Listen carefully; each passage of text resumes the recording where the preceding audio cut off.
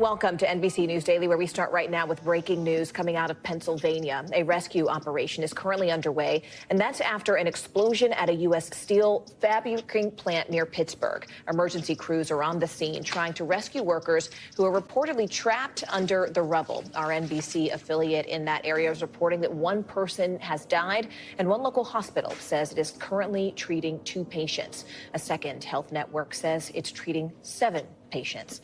Pennsylvania Governor Josh Shapiro put out a statement saying his administration is currently in touch with those first responders and that they have offered all assistance. This morning, severe summer weather wreaking havoc nationwide. Overnight, parts of the Midwest getting hammered by more rain after sweeping flash floods swallowed parts of Wisconsin this weekend. Homes and cars submerged. This man stranded on top of his car. Water rescues stacking up. We pulled dozens of people out of cars and off of cars trapped in the middle of floodwaters. The Wisconsin State Fair shut down Saturday. Fairgoers forced to wade through flooded parking lots after parts of the state were soaked with a potential record 14 inches of rain in 24 hours. Residents now realizing the cleanup could take weeks. And overnight, the west coast of Florida hit by multiple rounds of flash flooding, some areas seeing up to 8 inches. Meanwhile, powerful winds kicking up across the country. Yep, see? Oh my God. A reported water spout sending beach umbrellas flying in Myrtle Beach, while in Nebraska, winds tearing the roof off of this prison. Officials say no one was hurt. Severe storms throwing a major wrench into summer air travel, too, with more than 1,000 flights delayed and 71 canceled out of Denver Airport Sunday. This as wildfires rage across the west. In Colorado, the skies thick with smoke, scorching heat fueling flames in multiple states. And back out here live, researchers say there are clear links between a lot of these severe events, especially the fires and the floods, and our man-made climate crisis. Specific to the flooding here in Wisconsin, we could see a bit more rain in the forecast later today before things begin to dry out here.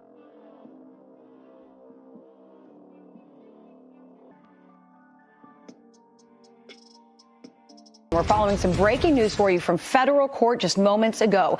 A judge in New York has rejected a request by the Justice Department to unseal grand jury transcripts related to the criminal investigation of this woman, Ghislaine Maxwell. Now, the DOJ wanted to unseal that material related to Maxwell and Jeffrey Epstein after the White House was criticized for its decision to not publicly release the investigative files on Epstein. Now, grand jury proceedings are almost never seen by the public. The judge suggested that the Justice Department's request was more about public relations than anything else. Again, a federal judge striking down the request from the DOJ to unseal grand jury transcripts related to the criminal investigation of Ghislaine Maxwell. Today, the Trump administration is looking to ramp up its federal law enforcement presence in the nation's capital. I'm announcing a historic action to rescue our nation's capital from crime, bloodshed, bedlam, and squalor, and worse. President Trump has been critical of Washington, D.C. for years. He suggested a federal takeover of the city shortly after a former government staffer who used to work for Elon Musk was attacked in an attempted carjacking, according to authorities. The president dubbing today Liberation Day in D.C. We're going to take our capital back. We're taking it back. Under the authorities vested in me as the President of the United States, I'm officially invoking Section 740 of the District of Columbia Home Rule Act. You know what that is? And placing the D.C. Metropolitan Police Department under direct federal control. Sources tell ABC News officials from the ATF, Secret Service, and U.S. Park Police have been dispatched to the district, plus 120 FBI agents. President Trump is also suggesting trying teenagers as young as 14 as adults.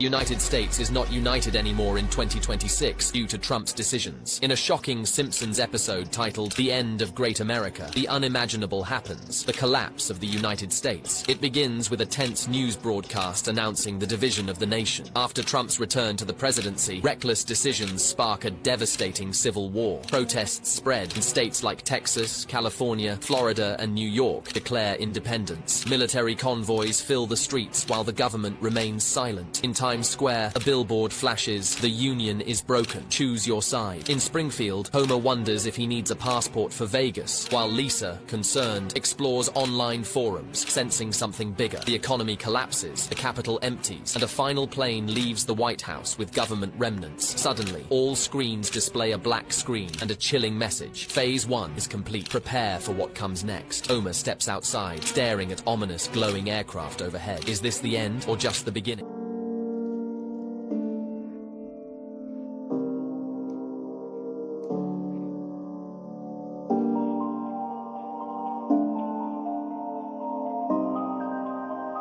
This is a strong tornado with a horizontal vortex. This thing is at least an EF3. This is not weak.